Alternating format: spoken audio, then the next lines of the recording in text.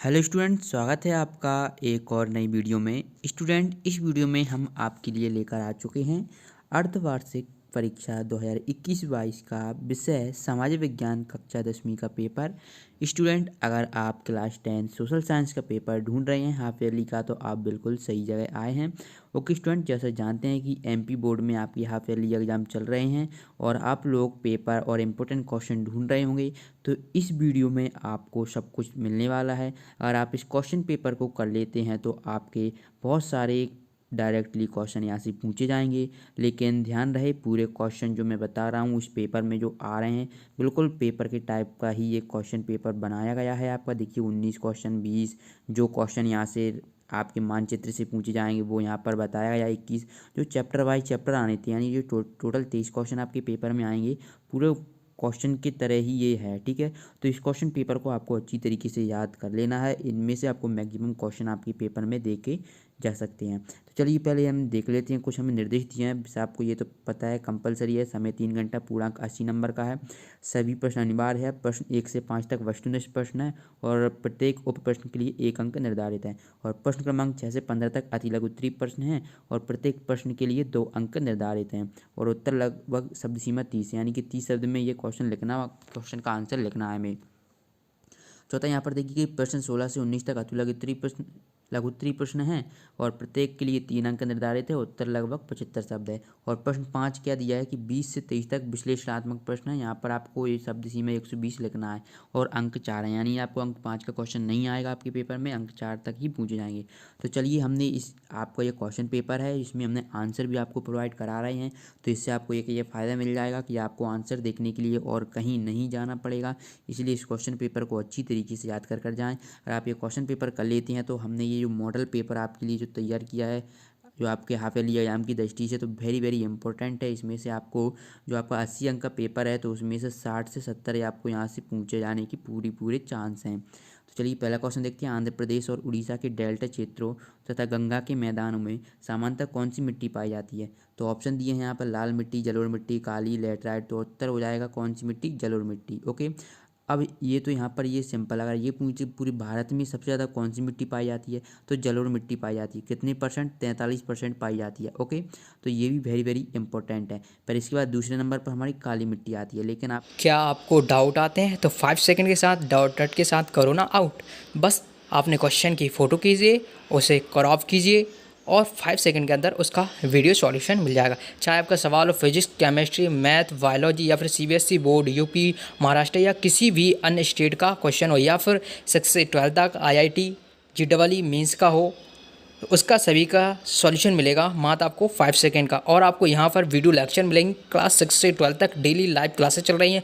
ये आपकी classes English Hindi दोनों माध्यम में चल रही हैं। तो अभी डाउनलोड कीजिए डाउटनेट ऐप को, लिंक डिस्क्रिप्शन। आपको इतने डिटेल में नहीं जाना है, आपको ये क्वेश्चन दिया वो आपको पढ़ लेना है। दूसरा क्वेश्चन देखिए, कौन सा कारक मृदा के निर्माण में सहयोगी नहीं है? ऑप्शन ए वायु और जल, दूसरा सड़े गले पेड़ पौधे तथा जीव जंतु, सा सेल और तापमान, दा पानी का इकट्ठा होना। तो ये पानी का इकट्ठा होना क्या मृदा के निर्माण में सहयोगी नहीं है?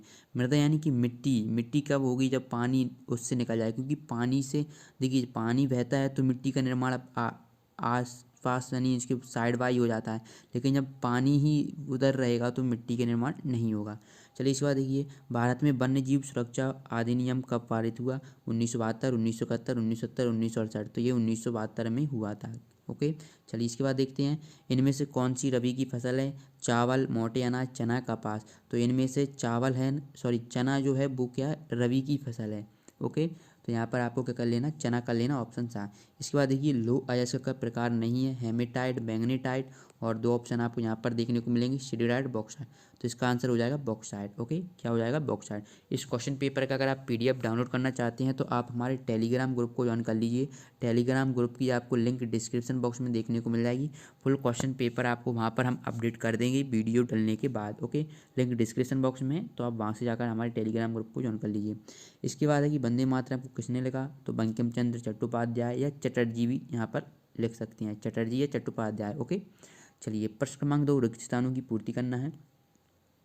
यहाँ पर पहला क्वेश्चन है, वे संसाधन जो निर्जीव वस्तुओं से बने हैं संसाधन कहलाते हैं? तो आपको यहाँ पर क्या अजैव संसाधन कहलाते हैं? ओके, अजैव संसाधन।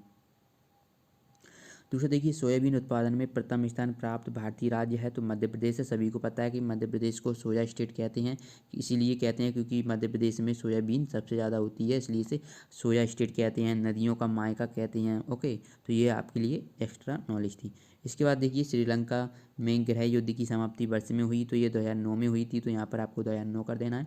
कोयला उत्पादन में भारत का स्थान है तो कोयला उत्पादन में भारत का कितना है, तीसरा स्थान है। ओके, यहाँ पर आप देख पाएंगे तीसरा स्थान है।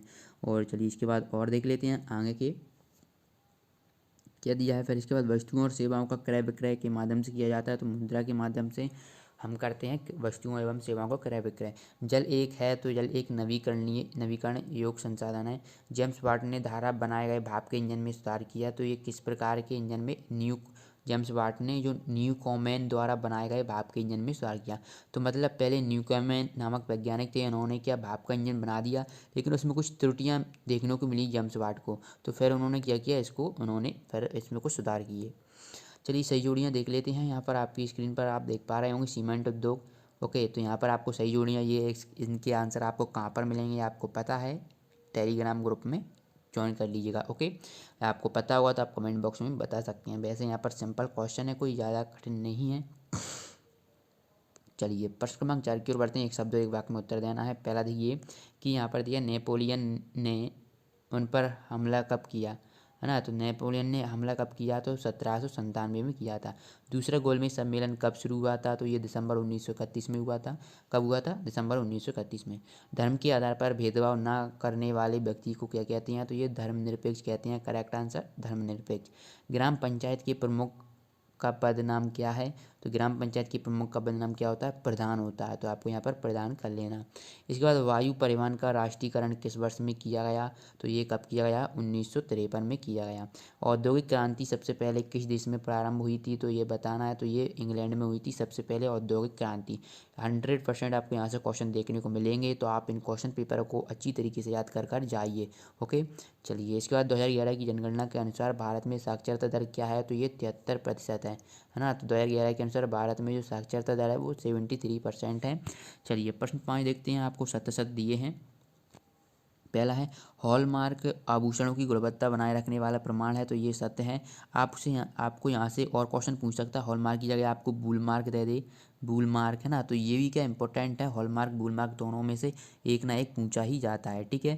तो चलिए अब इसके बाद हम देख लेते हैं। तो आपको देख पा रहे हैं दूसरा कि क्षेत्रवाद राष्ट्रीय एकता का मूल आधार है, तो ये क्या हो जाएगा, असत्य हो जाएगा। ये क्षेत्रवाद जो राष्ट्रीय एकता का मूल आधार नहीं है, तो आपको यहाँ पर असत्य कर लेना है। चलिए अब नेक्स्ट क्वेश्चन की ओर बढ़ते हैं। तो नेक्स्ट क्वेश्चन आप यहाँ पर देख पा रहे हैं कि लैटेराइट मृदा अधिकतर गहरी तथा अम्लीय होती है, तो ये आपका क्या हो जाएगा, सत्य हो जाएगा। इसके बाद चौथा देखिए, भारतीय रेल मार्गों की लंबाई एशिया में सबसे अधिक है, तो ये भी बिल्कुल करेक्ट है, सही बात है। ओके, अगर ये पूछे कि भारतीय रेल मार्गों की जो नंबर कौन सा आता है, तो ये चौथा नंबर आता है, ठीक है, पूरे विश्व में। चलिए इसके बाद देख लेते हैं, संसाधन विस्फोटक से संसाधनों में कमी हो जाती है, तो ये बिल्कुल सत्य है। और किसी भी अर्थव्यवस्था को 4 क्षेत्रों में बांटा जाता है, तो ये आपका करेक्ट है। ओके, चलिए अब इसके बाद देखते हैं क्वेश्चन आंसर। आपको यहाँ से डायरेक्टली क्वेश्चन आंसर पूछे जाएंगे, इसलिए इन क्वेश्चन आंसर को आप अच्छी तरीके से याद कर जाएँ। देखिए प्रश्न क्रमांक 6 है कि मृदा अपरदन से क्या तात्पर्य है। इसका अध्याय पूछा गया, मृदा संरक्षण से आप क्या समझते हैं। ओके, और प्रश्न 7 देखिए, केंद्रीय वन आयोग क्या है, और इसके अध्याय में पूछा जाएगा पारिस्थितिक तंत्र से क्या तात्पर्य है। 2 अंक के क्वेश्चन है। ओके, निर्देश मैंने आपको पहले ही ऊपर बता दिए थे। चलिए इसके बाद नेक्स्ट क्वेश्चन की ओर बढ़ते हैं। प्रश्न 8 रबी और खरीफ की फसलों के नाम लिखना हमें। अब ये आपसे ये पूछ सकता है कि रबी और खरीफ की फसलों में अंतर लिखिए, है ना। तो ये अंक 2 के लिए है, लेकिन अंक 4 के लिए पूछेगा या 3 के लिए पूछेगा, तो आपको यह पूछेगा कि रबी और खरीफ की फसल में कोई 3 अंतर लिखिए या फिर कोई 4 अंतर लिखिए। तो आपको कम से कम 4 अंतर तो याद कर ही रख लेना है, ठीक है। और उदारवाद का अर्थ बताना है आपको। चलिए इसके बाद नेक्स्ट क्वेश्चन की ओर बढ़ते हैं। तो वेरी वेरी इंपॉर्टेंट है, जनमत संग्रह का अर्थ और जॉल बेरान क्या था, इसका उद्देश्य क्या था। ओके, चलिए इसके बाद प्रश्न क्रमांक 10 है, वेरी वेरी इंपॉर्टेंट, रोलैक्ट एक्ट क्या था, इसके बाद में वेरी वेरी इंपॉर्टेंट, ये दोनों ही इंपॉर्टेंट क्वेश्चन है। साइमन कमीशन का बहिष्कार क्यों किया गया, तो आपको पता है कि Simon commission sir John Simon की अध्यक्षता में 1927 को लागू किया गया था। ये क्यों बहिष्कार क्यों किया गया कि इसमें जितने भी सदस्य थे इनमें से एक भी भारतीय सदस्य नहीं था। ओके, तो इस कारण इसका बहिष्कार किया गया था। चलिए इसके बाद हम नेक्स्ट क्वेश्चन की ओर बढ़ते हैं। बारदौली सत्याग्रह के बारे में बताना है। ओके, और यहाँ पर इसके अथवा में बहिष्कार से आपका बहिष्कार से क्या आशय है। ओके, वेरी वेरी इंपॉर्टेंट है। चलिए इसके बाद नेक्स्ट क्वेश्चन की ओर बढ़ते हैं। क्वेश्चन नंबर 12, सेठ हुकमचंद कौन थे। इसके बाद हम पूछा जाएगा गृह युद्ध किसे कहते हैं। क्वेश्चन 13 देखिए, भारतीय संघ में कितने राज्य तथा कितने संघीय क्षेत्र हैं। और इसके बाद में आएगा अधिकार क्षेत्र क्या है। वेरी वेरी इंपॉर्टेंट है, इसको अच्छी तरीके से याद कर लीजिए। इसके बाद प्रश्न 14 देखिए, दल बदल क्या है और राष्ट्रीय पार्टी किसे कहते हैं। प्रश्न 15 देखिए, एकाधिकार क्या है और रेवर का शोषण से क्या आशय है। ओके, चलिए प्रश्न 16 देखते हैं, परंपरागत तथा गैर परंपरागत ऊर्जा साधन में अंतर आपको बताना है। और एजेंडा 21 क्या है, इसकी सिद्धांतों की सूची बनाइए। Very very most important question है एजेंडा 21। इसके बाद प्रश्न 17 देखते हैं, राष्ट्रीय दल और क्षेत्रीय दल में अंतर लिखना है। अथवा में पूछा जाएगा, भारत में राजनीतिक दलों की भूमिका का वर्णन कीजिए। प्रश्न 18 देखिए, वन्य प्राणी संरक्षण के उपाय हमें बताना है। वेरी वेरी इंपॉर्टेंट है, 4 अंक में पूछ सकता है कि वन्य प्राणी संरक्षण के कोई 4 उपाय बताइए, है ना। तो इस प्रकार से आपको कर लेना। और अथवा में है, खाद्यान्न फसलों से क्या तात्पर्य है, खरीफ और रबी की फसलों में अंतर लिखिए। इसके बाद प्रश्न 19 देखिए, भारत के लोग रॉलेक्ट एक्ट का विरोध क्यों करते हैं। तो रॉलेक्ट एक्ट पता है आपको कब 1919 में लागू किया गया था। अब इसका विरोध क्यों करते हैं, तो ये आपको डिटेल में क्वेश्चन या आंसर याद कर लेना है। पूना फैक्ट क्या था, तो ये भी आपको स्पष्ट करना है। चलिए क्वेश्चन नंबर नेक्स्ट की ओर बढ़ते हैं। तो यहाँ पर क्वेश्चन नंबर 20 है कि भारत के मानचित्र पर निम्नलिखित को हमें दर्शाना है।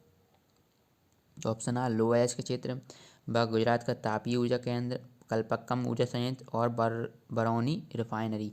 तो इनको आपको भारतीय मानचित्र में दर्शाना है। और अथवा हम पूछेगा कि भारत के मानचित्र पर निम्न को दर्शाना, तो ये देख लीजिए।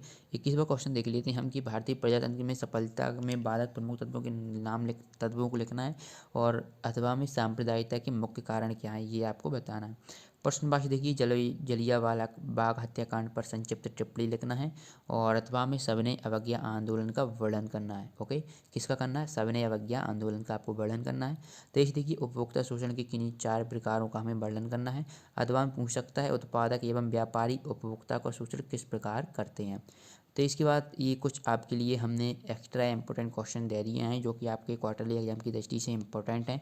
तो मैं स्क्रॉल कर रहा हूँ, आंसर भी आपको यहाँ पर दिए हुए हैं। अन्यथा आप इसकी पीडीएफ भी डाउनलोड कर पाएंगे। पीडीएफ डाउनलोड करने के लिए आप हमारे टेलीग्राम ग्रुप को ज्वाइन कर लें।